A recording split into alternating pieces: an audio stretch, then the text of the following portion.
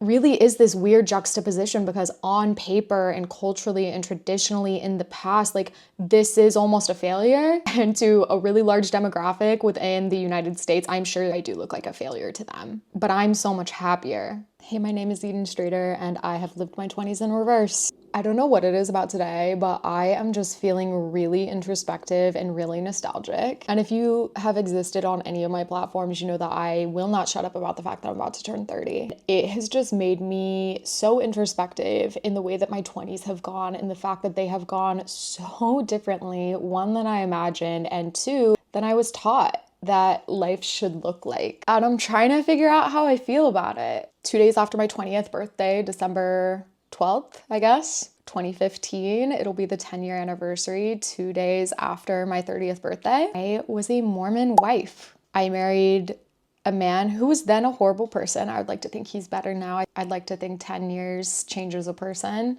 I was told that enough praying, enough dedication, enough reading the scriptures would guarantee this easy, beautiful life. And I had a really non-traditional marriage. I was married to someone that didn't work the entirety of our marriage. We were together for almost 4 years. And I was basically a sugar mama, which is really crazy to think about when you go into the cultural effects of Mormonism and how that shows up in marriages and relationships. This was very counterculture for me to be the provider. But while everyone was at college and making friends and finding themselves and going to school, I was married and I started a photography business. And it really took off the year that I was 20, and it got built into this really beautiful multiple six-figure business over the next several years. And at the time, I was really in a bubble on how the rest of the world worked and operated, especially people my age. I had no idea. I got to travel the world. I was shooting a lot of destination weddings, so I got to see stuff everywhere that like normal 20-year-olds, 22-year-olds don't really get to do unless they have, you know, a trust fund or super rich parents, which I don't. And while I was miserable in my relationship, I was living on paper and from the outside world this really alternative, non-traditional, beautiful life. And let me be clear, like, I am so lucky and I worked really hard to have that beautiful life and to have the things that I did and to turn my business into what it was. I was paying for my husband's school in cash. I was buying him motorcycles, taking him around the world, working myself to the bone to do it, but I was doing it. And I built this really incredible business. And so I spent the first half of my 20s fairly rich for like a 20-year-old, honestly. 20 to 24, 25. I turned 24 right as we got divorced.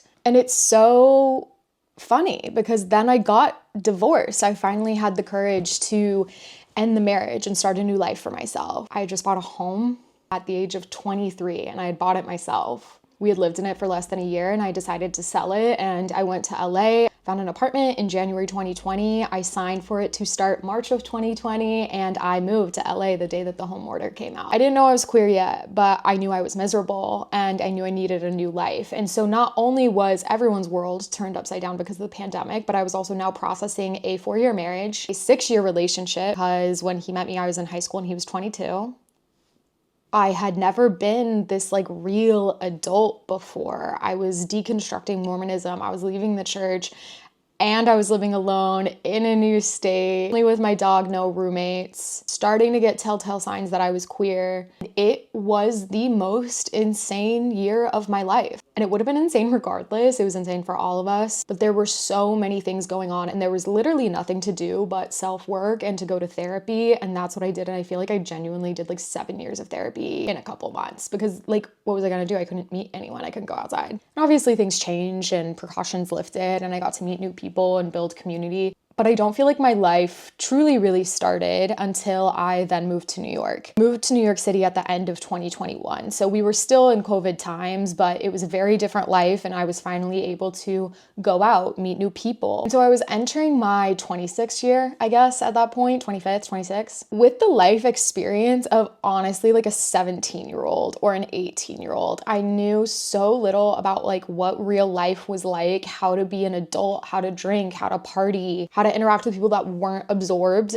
in this culture that I grew up in. And that alone is like its own experience. It was crazy. I had some high highs, I had some really low lows as I really got to find myself in New York City as this like full new independent person. I knew I was queer by the time I moved to New York City, and I really got to develop what I wanted to become and who I was. My business had really shifted during that time because of the pandemic. I obviously wasn't photographing weddings. And when I was living in LA during the peak times of the pandemic, I transitioned a little bit more into coaching and consulting for creative entrepreneurs, which was a huge thing in like 2020 to 2023. It's still an insane industry, but it really exploded then. And I think that was because so many of us were several years into our career and then had weddings taken from us. And so many people were moving into the photography space because it was a hobby that they had developed, maybe during COVID or right before COVID. And so once things were starting to get back to quote unquote normal, they were ready to pursue it as a business. And so this was a hugely lucrative time for people that chose to take that career path, including myself. The entire time that I lived in New York City, I lived alone.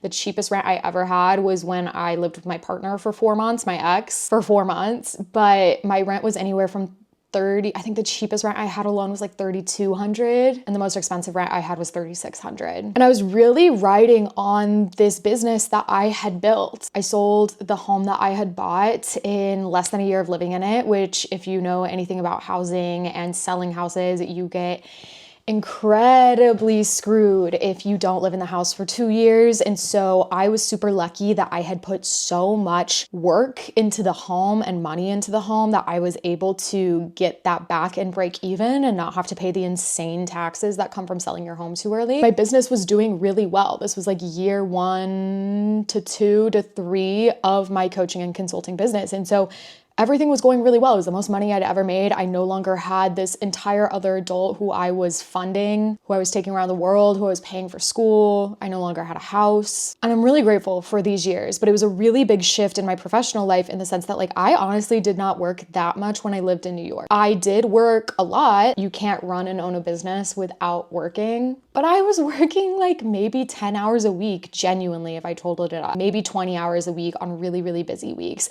And I was still traveling the world. I was sitting on the money from my house. I'd had a really large launch in 2020/20, the end of 2019 that I had like gotten paid out for. And I really had this opportunity to like find myself without the pressure of my career and having to like work myself into the bone in order to provide for myself, which I'm so grateful for. And early 20s me definitely like provided that. This was not like any sort of lucky break. It was like I worked 100 hours a week for 5 years. And that's how I was able to almost coast for a couple years when I lived in New York City. And as I got to the end of my New York City stint, I was coming out as a lesbian. I had started hosting events and my career was starting to shift and change a little. I still love photography and I still love coaching and consulting, but I could tell that my capacity and my passion for it was dwindling in frequency. I was liking when I was doing it, but I wasn't wanting to do it more. And I wasn't wanting to do it in a way that was going to be like a full-time job again. And I've hinted to this. I've hinted to this on my work podcast that turns 5 years old. I've hinted it in the sense that I've pursued other businesses and I've pursued other passion projects and I've tried different things and I've really cut back on launching. But I have been terrified to say out loud that I don't know if I want to do my business full-time anymore. It's been terrifying for so many reasons. It's been terrifying because I was like, what if no one wants to hire me if I don't do it full time? And I actually don't think that's true. I think that's just an irrational fear. I've been worried that I will suddenly have no money at all whatsoever. And then there's been this huge loss of identity because this has been my identity for the first half of my 20s when I was married. This business was literally all I did and all I had. It was me. Eden Strader photography, Eden Strader consulting, coaching, all of that, that was synonymous with me, Eden Strader as a human being. And that's really faded over the last couple years. And almost a year ago now, it's been 10 months, I moved here to Chicago. And this was a huge shift for me because one, I love moving around. I'm a Sagittarius and it shows. I love bopping around. I love meeting new people. But I also was kind of just done hustling and done being stressed, and my nervous system was really wrecked from living in one of the craziest and best cities in the world. My best friend lives here in Chicago and I was like, it's time to give it a shot. Like I turned 30 next year. Let's give the third city in the US a try, see if it's somewhere that we want to end up. And over the last year, I have been doing my business probably more like part-time, honestly. But I've been putting this mental pressure on myself to still treat it like a full-time business and to ridicule myself and really shame myself for not treating it as such. Like I have felt like I owe people me showing up in this business full-time, even if I'm not taking on new clients. Even though I've been hinting at, being burnt out or taking new paths or starting new businesses, I've really been avoiding saying and almost like keeping the secret of like, I don't think I like doing this full time anymore. And that literally feels so freeing to say. It feels like a breakup almost when you like finally say out loud, like, oh my God, I'm not in love with this person anymore. But I've also been really scared to like acknowledge that I don't know if I want to do this full time anymore. I still want to take on coaching clients. I still want to do photography. I just want to do it at a really slow, intentional pace. But it's also really scary to say because I turned 30 this year and I have no idea what I'm doing. I turned 30 this year and it truly feels like I lived my 20s in reverse. Culturally, we have been taught, especially for those of us that grew up religious or more conservative, that you go to college, you get the degree, you find the husband, you have kids, you settle down.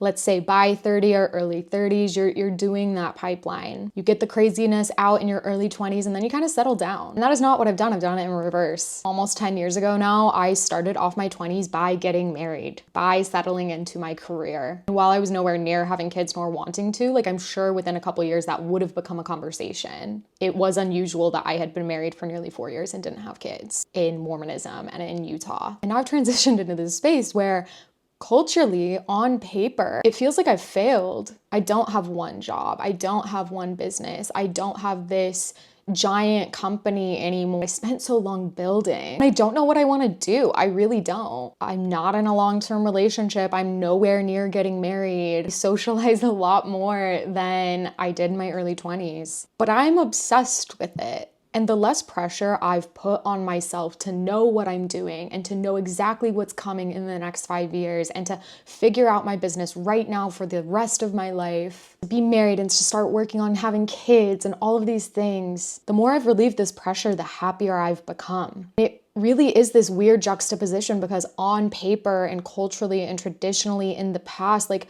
this is almost a failure. And to a really large demographic within the United States, I'm sure I do look like a failure to them, but I'm so much happier. And I'm trying to untrain that in my brain. Like I'm trying to stop caring what this looks like on paper or what this looks like to other people, or what this looks like in comparison to my friends that I grew up with who are riding that traditional pipeline. And not to say there's anything wrong with that. It's just like not where I'm at. I earned last year the least amount of money that I've ever earned in my 20s. And I'm gonna turn 30 in 6 months. And I'm like, I have no idea what I will be doing. Truly, I have no clue. But I'm liking it that way. I'm liking the freedom. And when I don't think about, capitalism and how much money I'm earning, how my one career is doing and how my career is going to look for the rest of my life, I feel so much better. I'm focusing on myself. I'm focusing on the arts. I'm focusing on connecting with people and connecting people to each other. I'm hosting. I'm bringing community together. I'm giving back. I'm expressing myself in very different ways than I would have ever anticipated. And it's really uncomfortable. It's really odd. It really is. And I know because conservative men love to find my YouTube. They're gonna have things to say about this, and that's fine. Thank you for boosting my video if you watch this. I don't care what you think. So it's kind of irrelevant in the end, and you don't care what I think either, so we don't really need to engage. But I think the world is changing, and I think the way that we approach traditional lifestyles and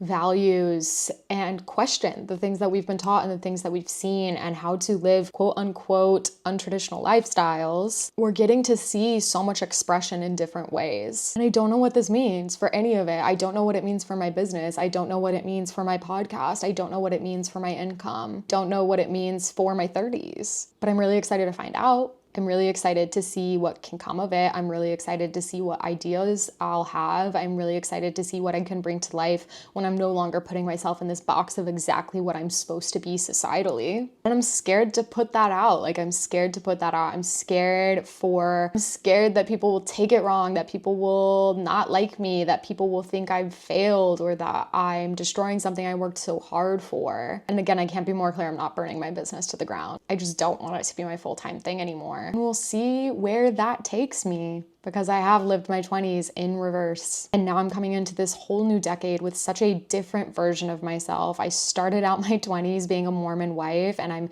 ending it being a professional lesbian whose income relies on community and the arts and connecting with people and connecting people with each other. And I could not have dreamt that up for $1 billion when I was 20.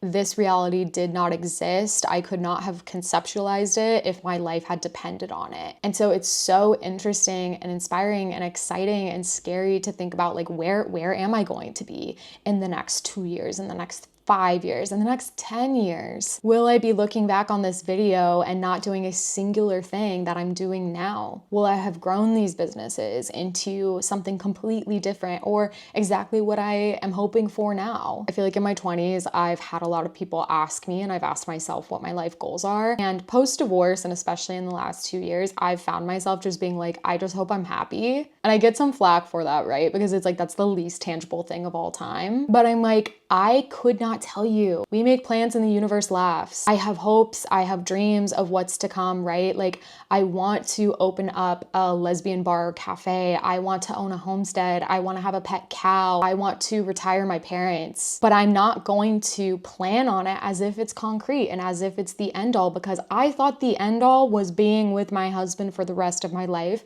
and having a Mormon family.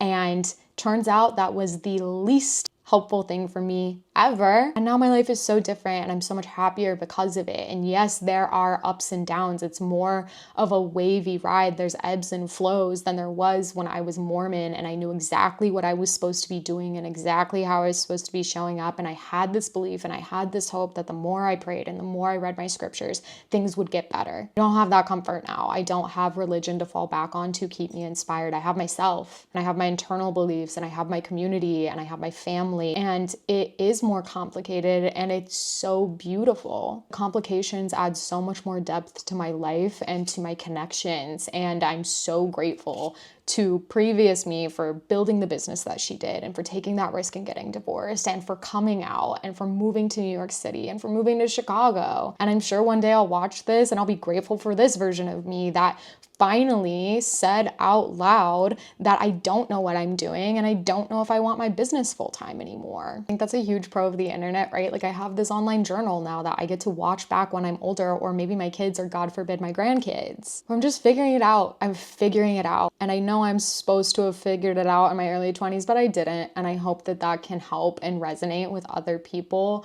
and provide some support in the fact that you are not alone and you do not have to have it all figured out. So many people got their big breaks in their 30s and their 40s and even their 50s and their 60s. Like, it's never too late. And while a consistent and plannable life is really, really helpful for some people and what they want, it is not for me. I want to experience everything that I can in this lifetime. And in order to do that, I have to let go of these things that are no longer aligned. I have to be willing to change them or drop them or shift them. And this is that. This is that. We'll see what happens next. I'll see you next time.